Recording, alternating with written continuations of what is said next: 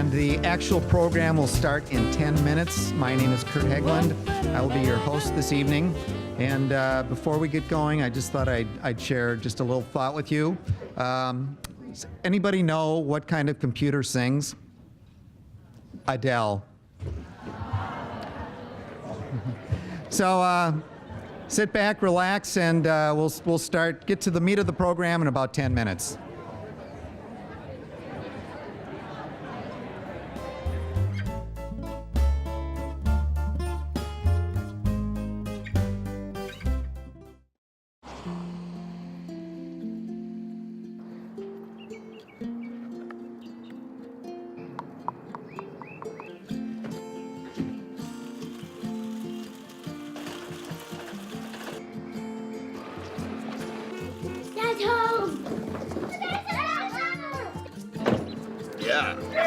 The smallest moments can have the biggest impact on a child's life.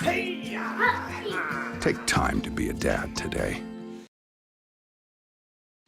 So there you are, shuffling through a stack of resumes and you come to mine. This is it, first impression, my way in. But can my resume show you how I truly stand out? Like that I was studying, going to night school while working 2 jobs just to help my parents pay for groceries. Or being the first one to always step up. No, that's something you just can't put on paper. Look beyond the resume and discover new ways to develop great talent that is dedicated, hardworking, and determined like me. Good evening. Welcome once again to the 2018 Excellence Event. Let's get this party started. My name is Kurt Hegland, White Bear, class of 70, Go Bears. We are gathered here tonight to celebrate the academic accomplishments of the top performing students of White Bear Lake Area High School and White Bear Lake Area Learning Center, class of 2018. The students sitting at your tables are attending this evening's program because of their hard work, creativity, determination, motivation, and perseverance. Families and friends have many reasons to be extremely proud while honoring their young scholars. We invite you to share in the excitement of tonight's program. Each student who is recognized this evening is honoring an educator who has significantly impacted his or her educational and life experiences, be it in grade school, middle or high school, within the school building itself, on an athletic field, or even in a school bus. The educators who are present tonight have uniquely connected with these students. The support and encouragement from these special educators have left positive imprints that will continue to impact their students for years to come.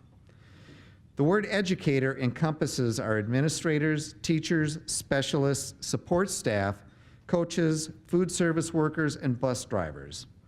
All are people who celebrate the importance of learning within our schools. Role models and mentors may leave their marks in various ways. Comments shared by students about their educators in tonight's printed program indicate their sincerity. To those students here tonight whose lives have been impacted by their selected educators, we congratulate you and wish you the very best following your graduation from White Bear Lake Area High School. To those educators who are being celebrated as well, we thank you for your commitment to your students.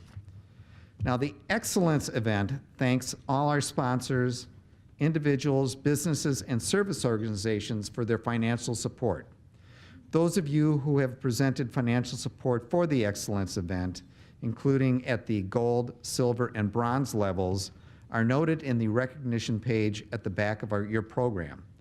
Complimentary desserts for each student and his or her educator have been provided through generous donations from our loyal sponsors. In many cases, a sponsor or sponsors may be present at your table. Take a look around. If you have a sponsor near you, please take a minute to thank him or her for attending tonight's event and for his or her support. Now, we'd like to recognize members of the White Bear Lake Area School District 624 School Board whose names appear in your Excellence Event program. Could you please stand? School board members.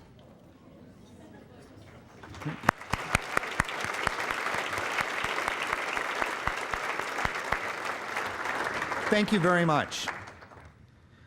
Tonight's event was created to honor excellence in our schools. And tonight we honor many students of excellence of the class of 2018 and the teachers who have inspired them to academic success. Our first speaker tonight personifies excellence in the classroom. Nick Marty is a 5th grade teacher at Lincoln Elementary. Nick also serves as a digital learning specialist in the district. He represents the excellence the teachers across our district bring to their classrooms every day. Please welcome Nick Marty.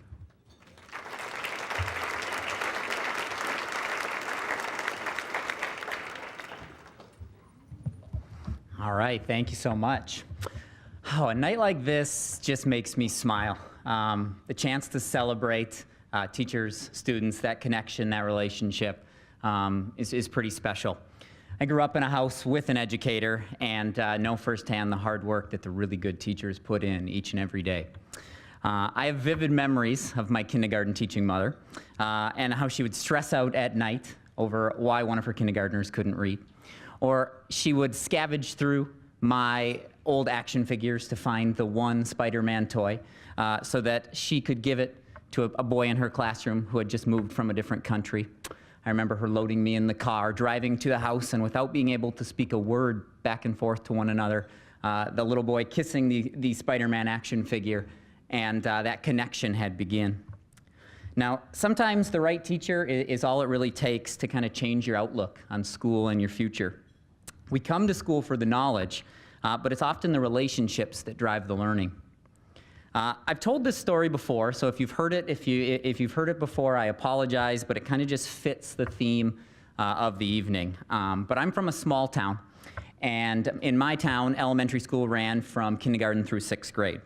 And upon entering my final year of elementary school, my schooling experience at that point was a little bland. It wasn't that I hated school, but I didn't exactly love it yet either.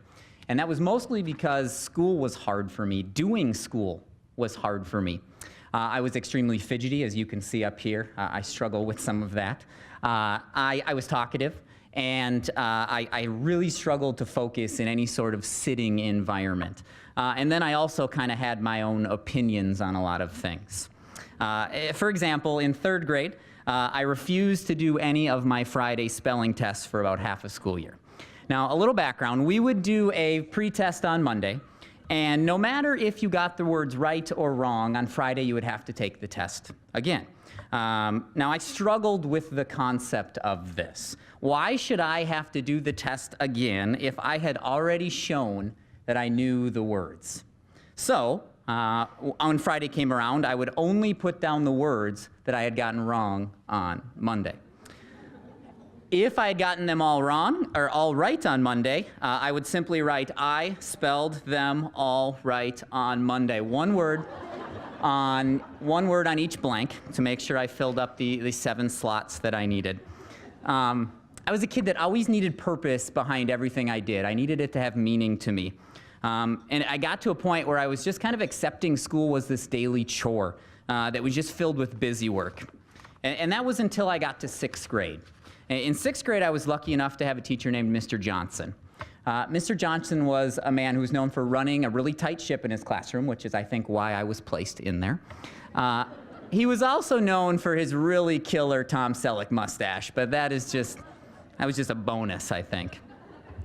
But Mr. Johnson took the time to really get to know how I ticked, and he provided me with opportunities to give my work real meaning. Not in his world, but in my world. First thing he did after knowing me for a while is he put me in charge of the fantasy basketball, the classroom fantasy basketball league, knowing that I was a huge sports guy. And so I was commissioner, and I got to keep track of all the player transactions and score every matchup. But then he also took it a step further, and he was sneaky like this. He made me write power ranking articles every single week. He also got me the newspaper and helped me and I had to analyze different newspaper articles on the best players so that the class could read them and kind of give my advice for their other teams for the week. And still to this day, it was that activity that I still think back when I'm averaging anything. That is what I think back to. So he gave me purpose. He took all the skills that he wanted me to learn, and he pointed me in a direction that connected to my world. Once he did that and he earned my trust, other things became really possible, and I was a little bit easier to deal with. He changed my view of what school could become for me. And it was in that moment that I knew I wanted to be an educator so that I could help and do that for kids that were like me, who always were looking for just that one teacher to help point them in the right direction, the ones that kind of need some extra inspiration and meaning. Now, many of you sitting in this room probably have a story with some connection to that.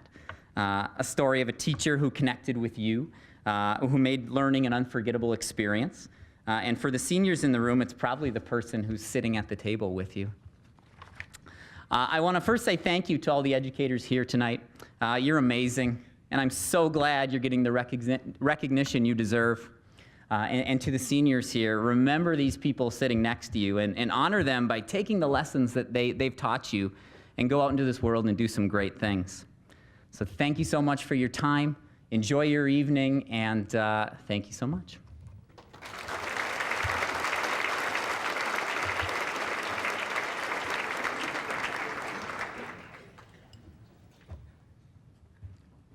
Thank you, Nick. There's stuff up here.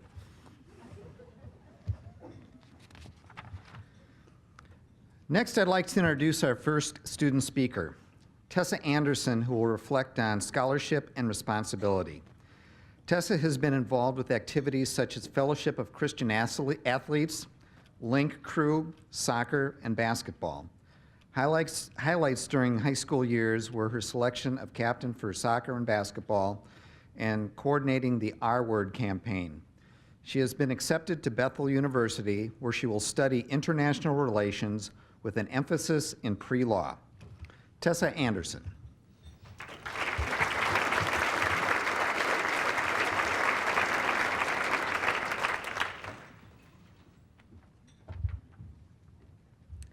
Hello. I'm sure all of you know we all have a lot of responsibilities, and I know some of us often have more than others, and school just seems like another thing on that growing list of to-dos. Homework is another thing that seems like an endless thing that's just gonna weigh us down all the time. And the school, it can be fun, and schoolwork, maybe it's fun, and it gets us out of the house and with friends, but in the end of everything, it's just another thing on our list of to-dos. But where would we be without paying this responsibility out in full? We would probably have to pay more for college or perhaps not even be attending our future school. Our pursuit of learning has given us all the opportunity to step out of this amazing White Bear Lake community and impact a new one. Each and every person here excels at something, and it is another one of our responsibilities to fulfill that. Yes, it can be easier if our parents cheer us on and our teachers are a guiding force. But ultimately, if we do not act on our aspirations, no one is ever going to do it for us. We could be a wonderful writer or an eloquent public speaker, maybe a brilliant engineer, but how would we have ever known if we never applied ourselves to our schoolwork? Through the multitude of classes and credits we have to fulfill, we found the things that we are really good at. Perhaps the teacher here today is the one that pushed you to try out your new gift. Perhaps, excuse me, and now you're here chasing down the dream that they made possible. We will need almost everything we learned in school to help us impact the world around us. Our education, though sometimes seems tedious, teaches us so many more lessons than we can care to admit. It is easy to see how the subjects we enjoy lay the foundation for our future. And it is easy to write off the ones that we do not enjoy as useless. However, for example, language arts shows how to defend ourselves with our words and show an argument in a respectable and persuasive manner. History has given us precedents for tactics that work and show us how to adjust the things that do not. Math and science show us critical thinking and guide us in solving many of our problems.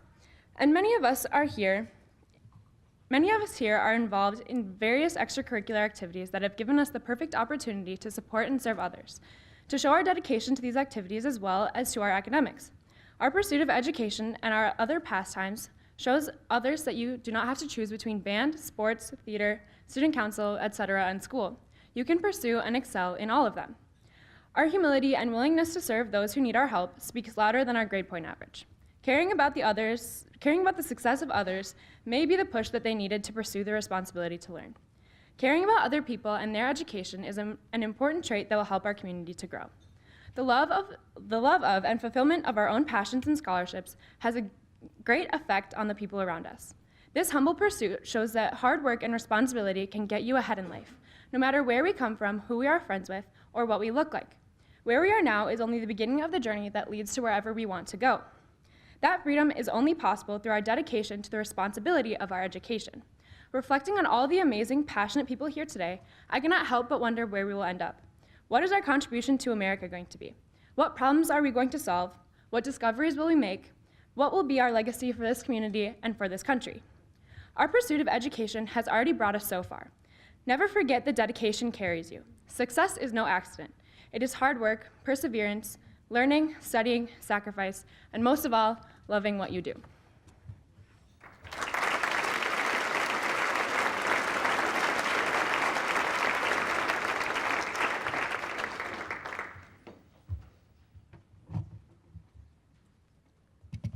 Thank you, Tessa.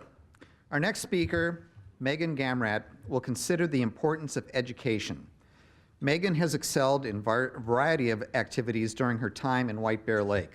She has worked to serve the community through her involvement in programs like National Honor Society, Student Council, Ambassadors, Link Crew, and tutoring at Solid Ground.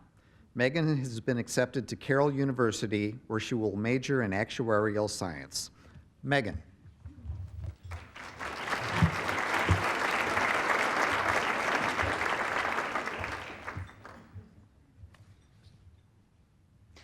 Can everyone find an unfamiliar face at your table? Once you find someone, go ahead and give them a high five.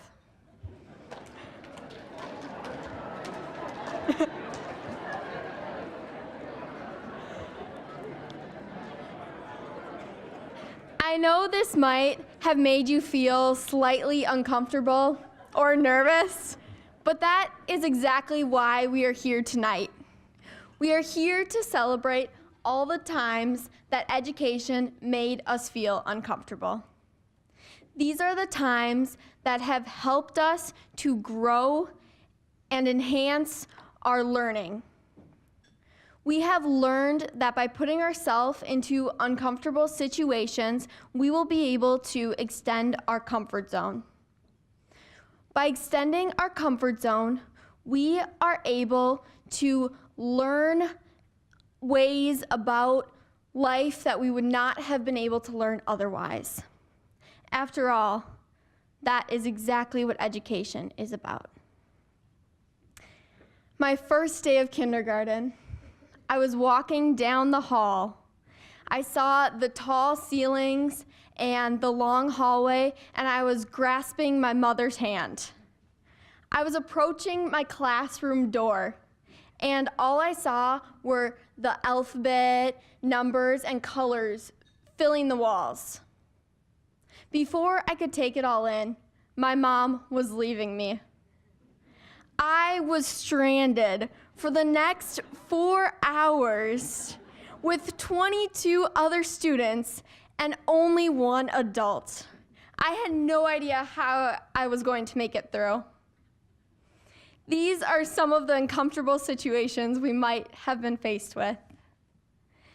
Eventually, the teacher came over to me and with a big smile said hi. This only made me curl up into a ball. Eventually, as the craziness began to die down and the room got quieter, I looked up and I saw the rest of the students sitting in a circle on the alphabet rug. And I decided that this was my time to go outside of my comfort zone and go join them on the letter M. Although, since it was kindergarten, it might not seem like a huge deal, this was the first step in us getting past our uncomfortable situations and going in to things blinded because you don't know what to expect. After all the obstacles of elementary school, we were then greeted by middle school. Middle school was a time when 4 elementary schools came together and shared the hallways. This was also a very awkward time. This was a time when if we saw someone else in the hall, we would look down and avoid eye contact. This was a time where we could barely reach the top shelf of our locker. But the hardest part about middle school was that we were forced into doing group projects. Now, there is one group project that I will never forget. This was called History Day.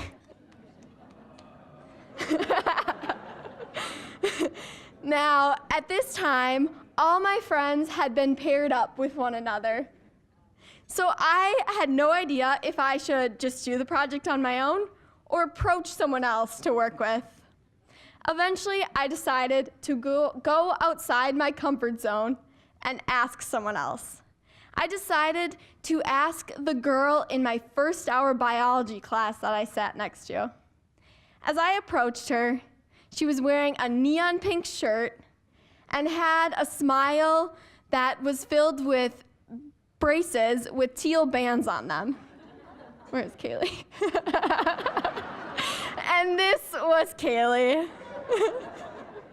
And since then, I have learned that by going outside of my comfort zone, I am able to meet new people and have lifelong best friends. I can tell you, I've worked on countless projects with her since then. This helps me realize that it is okay to go outside my comfort zone, and all throughout middle school and all of those group projects and into high school, I realized that I can only expand my comfort zone. Eventually, in high school, it went on and it only got harder. Middle school was nothing compared to high school. The classes got more challenging, and with all of those challenging classes, we had to learn that it was okay to be uncomfortable.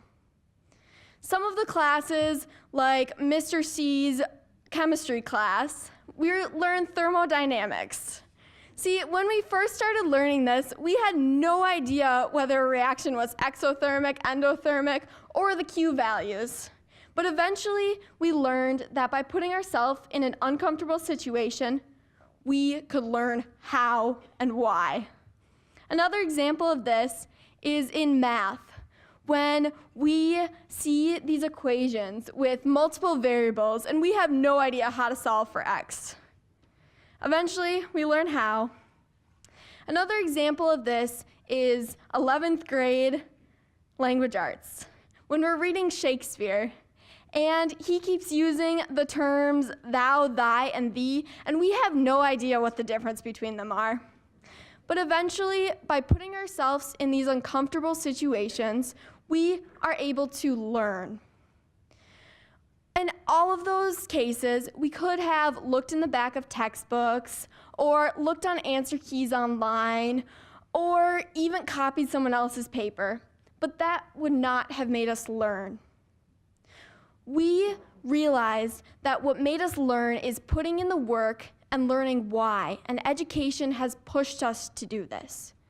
Education has shown us that it is okay to be uncomfortable, and that the only way we can improve is by keep pushing out our comfort zone and putting ourselves in uncomfortable situations. So that is what we need to do. We need to expand our comfort zone and try new things. If we do that, then we will be unstoppable. We can pursue our dream jobs and travel the world and meet new people, and then we will realize why things work the way they do. We will realize why cultures are the way they are. We will realize people and understand them better. We will understand ourselves better. But most importantly, we will understand the world better. Thank you.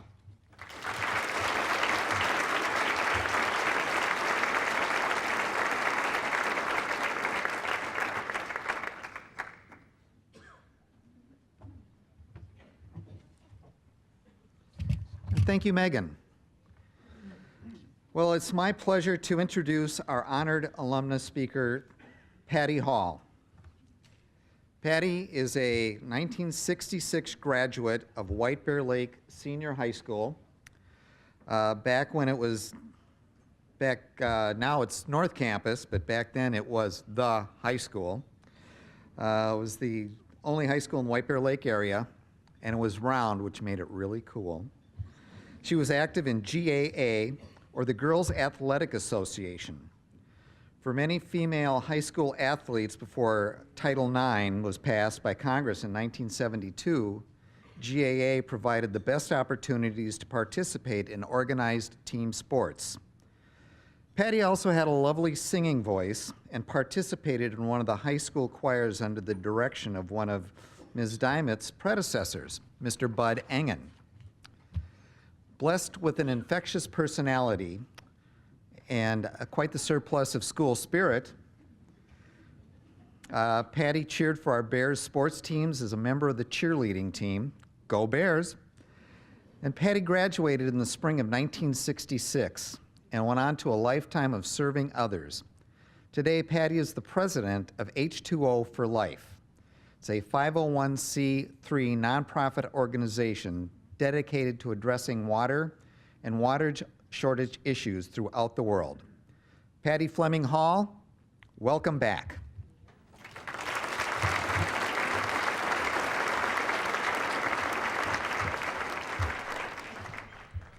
Well, I did not approve those pictures, I've got to tell you that. I could have provided something much better than that. But thank you so much for inviting me to be here tonight. It's my pleasure. And I did go to that round school, and now I can't find my way around in it at all, but I did at the time. I graduated in 1966, and in the 60s, career paths for women were somewhat defined by gender. A typical career led to teaching, nursing, and secretarial careers, and that's kind of what the expectations were. There wasn't a lot of room to explore other opportunities that were generally open to men, or at least it felt that way. Times have changed, and today I wouldn't even have a clue how to recommend a career path for any of you because so many things exist that never existed in the past. Cell phones, computers, things that we did not have in school are the way you navigate your world. Your future is open to endless opportunities, and I hope you take time to explore. Well, as it turned out, I was lucky. I always wanted to be a teacher, so I fit right into the expectations of my generation. I spent most of my teaching career at Highview Middle School in New Brighton, Minnesota, and even after 25 years, I could never cheer for Mounds View when they played White Bear.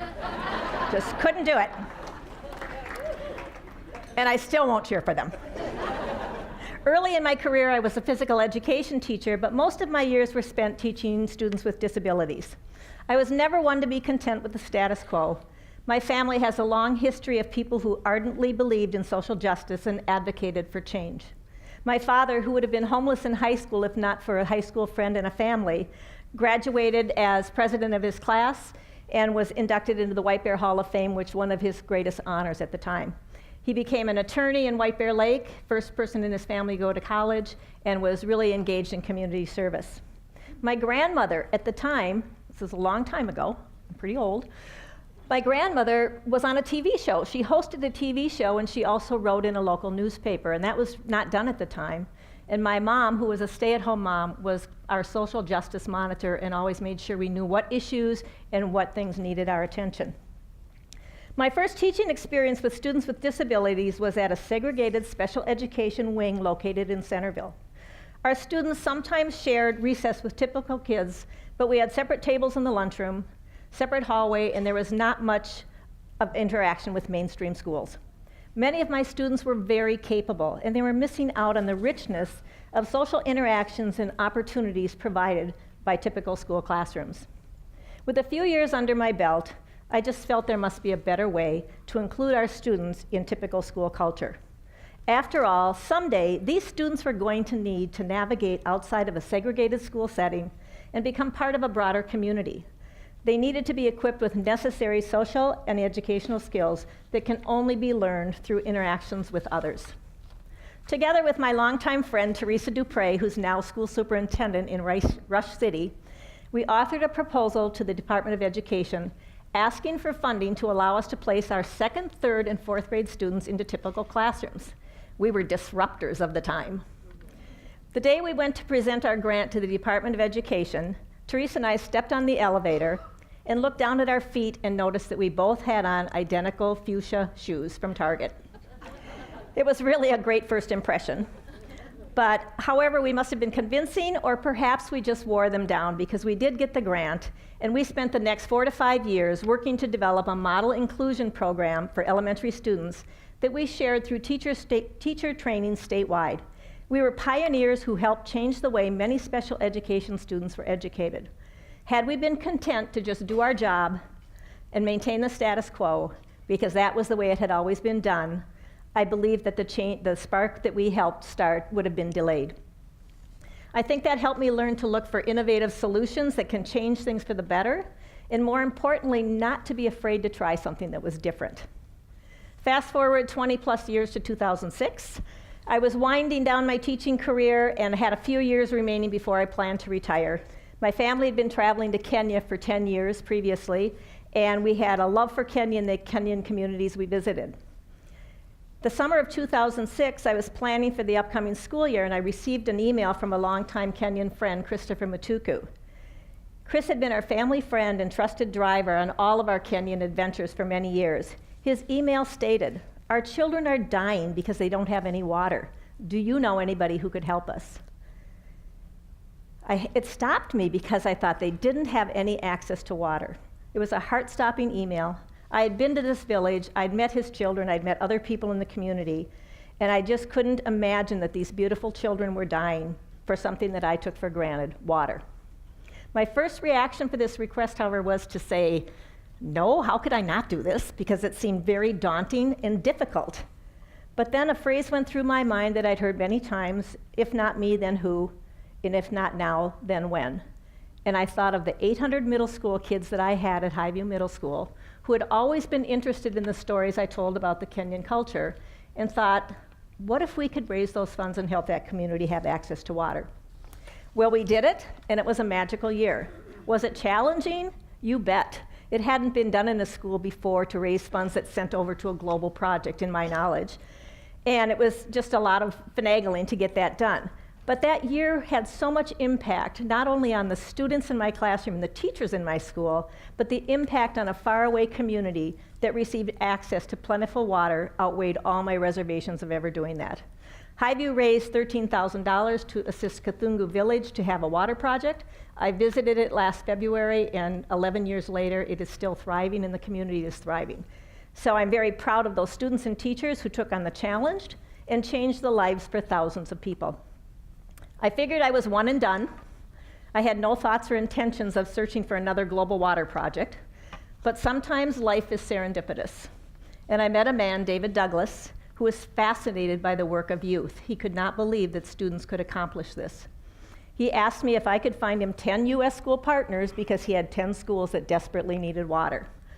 I said, well, maybe, but you know what? It wasn't that hard. I asked my teacher friends, I asked people across the country. I stood in line on airplanes and asked the teacher behind me in line for the bathroom if she wanted to do a water project, and found teachers that were willing to give this a shot, and that was the start of H2O for Life.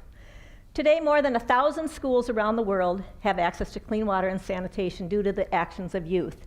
And White Bear Lake has been a huge participant in this effort, with the high school and many of the elementary schools raising funds for water around the world. And just as importantly as the water we provide, 550,000 US youth have learned about the water crisis and have become water warriors and advocates for protection and conservation of water. It's true that one person and one idea can have a ripple effect with tremendous impact. Sometimes it's important to embrace seemingly impossible challenges because the reward is so worth it. So I've gotten this question a lot. What does a retired teacher and a parent volunteer know about running an international nonprofit? Well, I didn't know a lot, that's for sure. I learned that starting a nonprofit was challenging but worth the work. I met many incredible people working in the water and sanitation sector, and I surrounded myself with talented and dedicated staff. And more importantly, I continued to interact with teachers, because teachers are passionate. If they get an idea, I think most teachers believe in service and the importance of service. And it was pretty easy to get lots of teachers to embrace this project and put it into impact. So water's become my passion, and H2O for Life for me has allowed me to stay connected with youth, with teachers, and with education, which are hugely important to me. What I learned those first few years through H2O for Life was the value of service to all of us. Service is all about taking action. And I encourage all of you to be active people. We can talk about situations that need change, but nothing changes unless we put action into play. This journey has been wild and wonderful, and I hope you can find your passion even if you don't find it until you're over 60. You're here today because of your academic achievement, and I know you'll have many, many more achievements in your future. I'm excited to have the opportunity daily to engage youth to be leaders of change.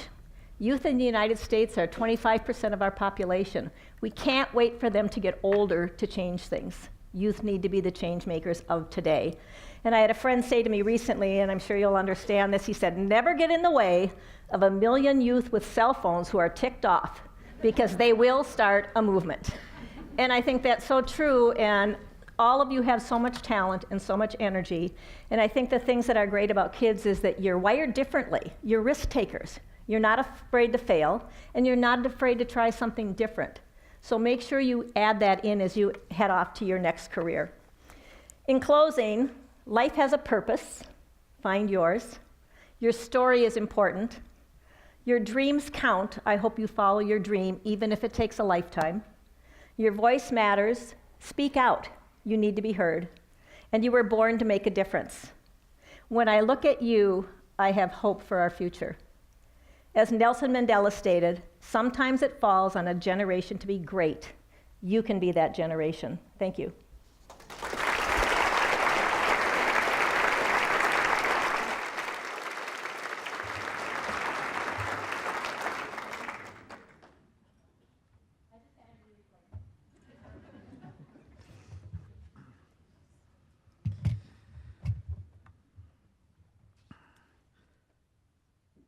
Well, next I would like to invite co-chair of the Excellence Event, Janet Newberg, to the stage, member of the class of '74, Mariner. She will not let anybody forget that. Weren't you Mariner? Okay. Just checking. As a former honored alumnus speaker at this event, she was the chairperson of the White Bear School Board for 11 years. So would you please welcome Janet Newberg.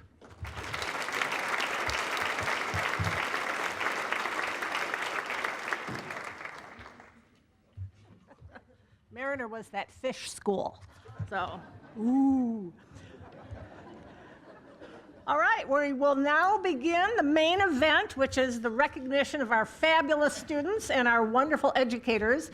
In order to do this, I'm going to invite the students up on the right, my left.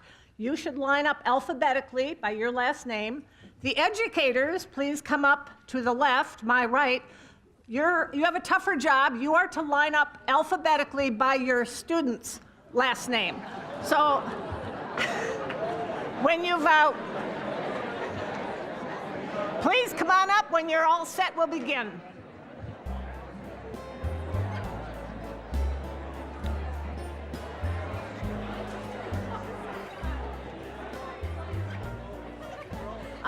When I introduce the pairs, I will mention where and when it was that this educator so impressed the students. Some of our educators are now retired. Some may work at different buildings or even in a different school district than they did when they met this student. But what I will read is when the student and educator first came together. And finally, feel free to applaud after each pair of names is read. So we'll begin with Alec Akins and Jamie Kovacs, Lincoln Elementary, 5th grade.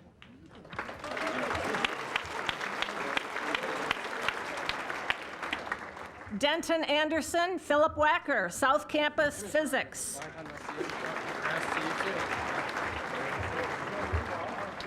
Tessa Anderson, Madame Janelle Toussaint, South Campus, French.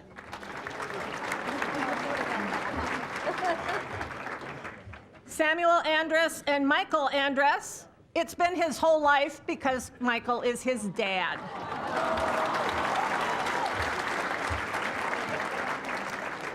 Logan Ballis and Joshua Lane, South Campus, Language Arts. Connor Barton and Joshua Lair, North Campus, Language Arts. Zachary, Beauclaire, and Nicole McGarthwaite, South Campus, Economics. Justin Blank and Seth Salenger, South Campus and the Area Learning Center, Math and Computer Science. Samuel Brooks Evans and David Cava, South Campus, Physics. Katelyn Cannon and Matthew Danielson, South Campus, Calculus.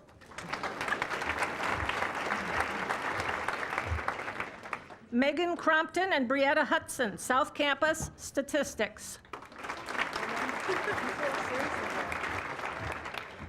Jessica Dang and Timothy Schockenmeyer, first grade in the Roseville School District. Mr. Schockenmeyer is now the principal at Central Middle School.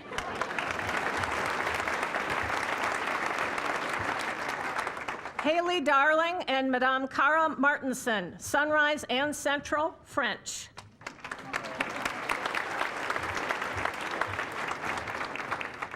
Kiana Duque and Connor Luby, South Campus, AP Language and Composition.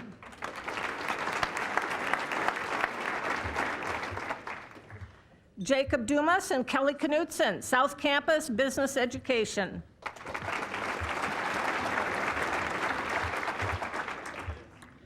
Zachary Duncanson and Kelly Humphrey, Lake Ayres Elementary, second grade.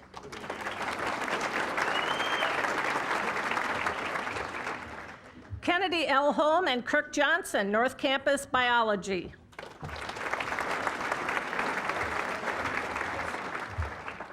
Matthias Erickson and Marilyn House, Willow Lane, first grade.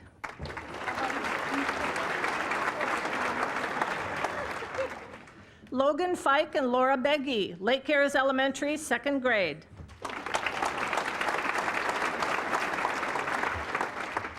Harrison Fisher and Wendy Suya, North Campus, choir.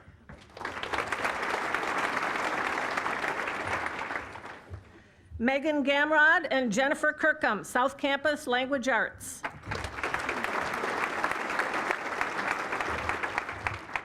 Jennifer Golding and Profe Sarah Forestel, North and South Campuses, Spanish.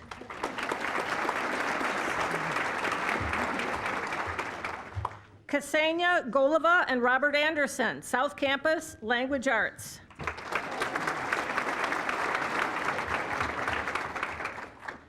Evan Huckamaki and James Christensen, South Campus, Honors Chemistry.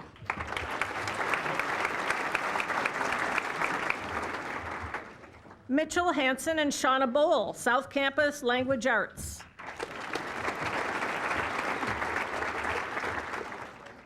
Andrew Herr and Allison McCann, North Campus, Honors Language Arts 9.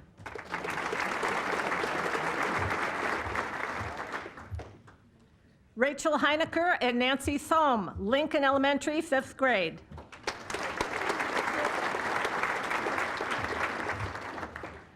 Colin Hupert and Mary Ellen Muir, Lincoln Elementary, 3rd grade.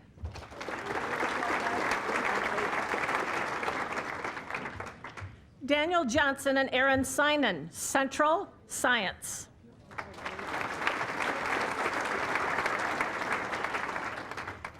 Ella Johnson and Julie Nasvik, Sunrise Park, Physical Education.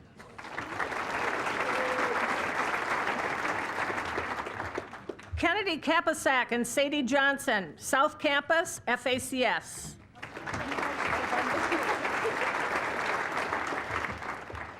Madison Keefe and Joel Nydam, Otter Lake Elementary, 4th grade.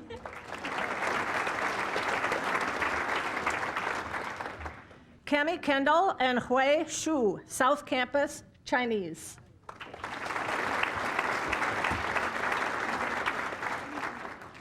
Audrey Kirschling and Caleb Hardacre, North Campus, Math.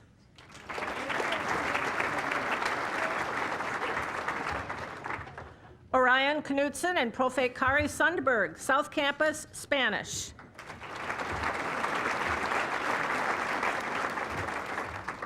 Tally Kohler and Daniel Rossiter, North Campus, Engineering.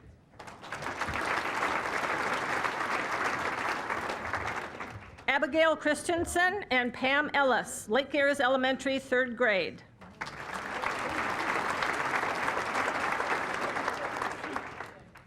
Grace LeClaire and Timothy Whalen, North Campus, American History.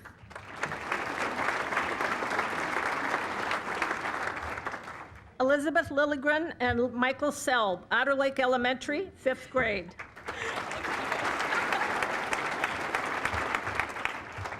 Madison Lopnow and Profe Carrie Fern, South Campus, Spanish.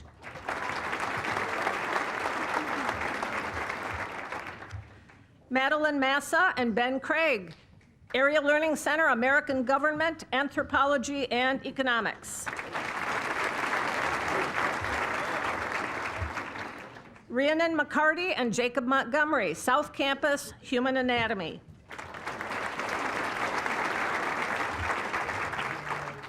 Rebecca Montgomery and Travis Littlefield, Sunrise Park, Math.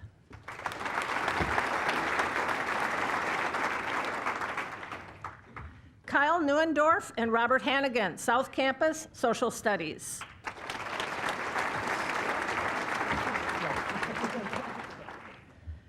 Thajas Naverthi and Kristen Cushy, Central, Band.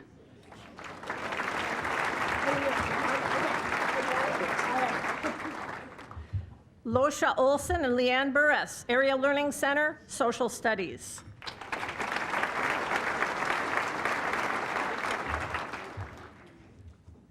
Sydney Peterson and Cha Yang, Lake Ayres Elementary, 5th grade.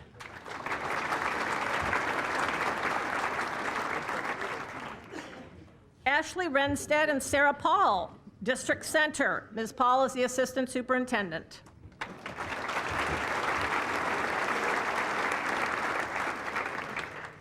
Michael Rollinger and Rita Leonard, South Campus, Kinesiology.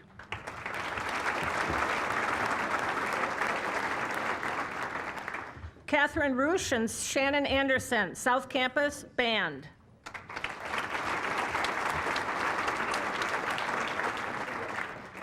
Kaylee Russler and Wendy Herneman, but appearing in the role of Wendy Herneman today is Allison Gillespie. Ms. Herneman taught North Campus Biology.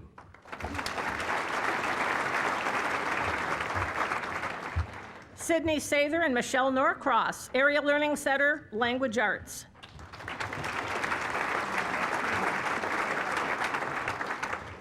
Jacob Shea and Terry Wald, Area Learning Center, Special Education.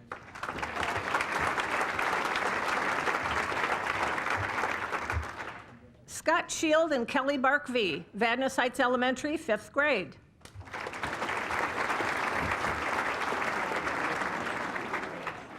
Elijah Scramstad and John Forrestel, Area Learning Center, Language Arts.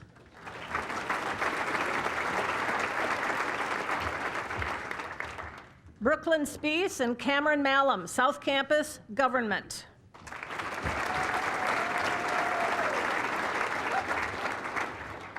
Carla Stein and Melissa Wickert. Ms. Wickert could not be with us tonight. Appearing for her is Don Bosch. Ms. Wickert taught North Campus Social Studies.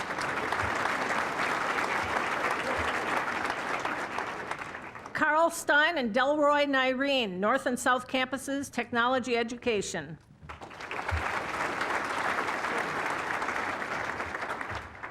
Simbiat Taiwo and Kari Timyan, Vadnais Heights Elementary, 5th grade.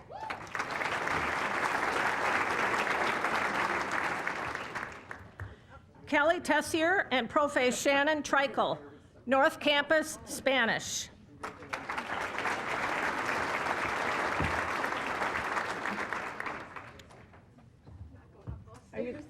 Maybe the next pair can meet down front. Okay. The next pair, coming around to the front, is Jade Truskaluski and Kristen Fry, South Campus Language Arts.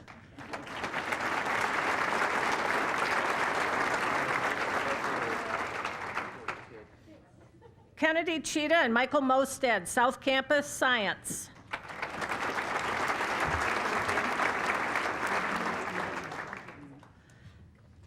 Maya Tidlaka Hamakan and Carla Lauerman, South Campus History.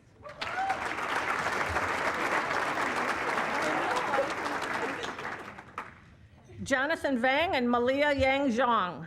All schools, cultural liaison.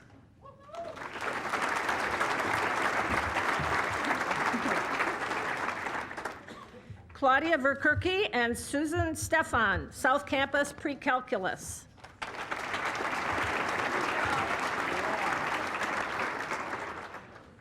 Haley Vossen and brand new mom, which is why she can't be here tonight, Katelyn Held.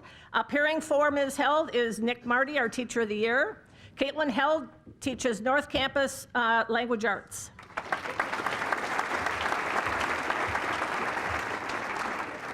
Samantha Waldvogel, Ryan Fitzpatrick, Sunrise Park Honors Geography.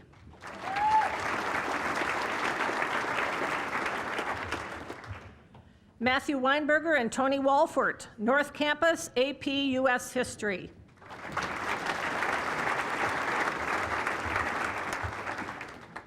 Raymond White and Amanda Vernon, North Campus Math.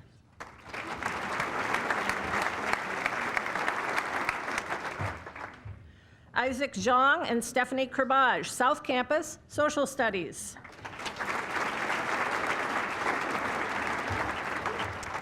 And finally, Emily Zoborowski and We Win, Sunrise Park US History.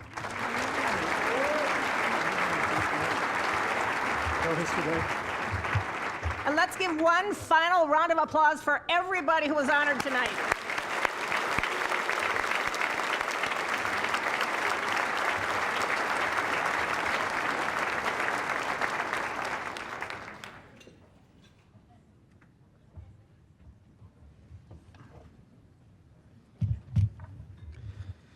So each year we host the Excellence Event. We're reminded of the worthwhile nature of this event, recognizing our students who performed at the top of their class and who represent the very best of our community. It's inspiring in itself, but to have teachers honored who played such an important role in the success of students is outstanding. I would also like to acknowledge the primary educators of the young people with us tonight, their parents. Students and teachers, please join me in thanking the outstanding parents and guardians who have made your presence here tonight possible.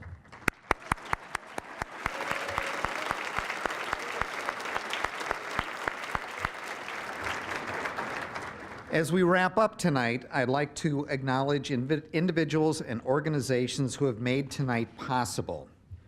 It's been an outstanding evening, and we have many people to thank for their efforts. Our speakers, Nick Marty, Tessa Anderson, Meghan, Gamradt, and of course our distinguished alumnus speaker, Patty Hall. We thank all of you for your thoughtful and inspiring words this evening.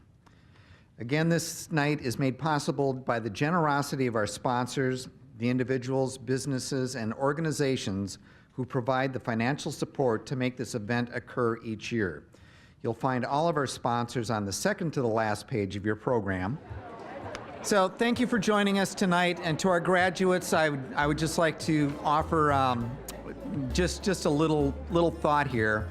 When I got out of college, I didn't want to go. Well, I got out of high school, I didn't want to go to college, so I got a job working at an orange juice factory, and they fired me because I couldn't concentrate. Thank you for joining us, and have a wonderful evening.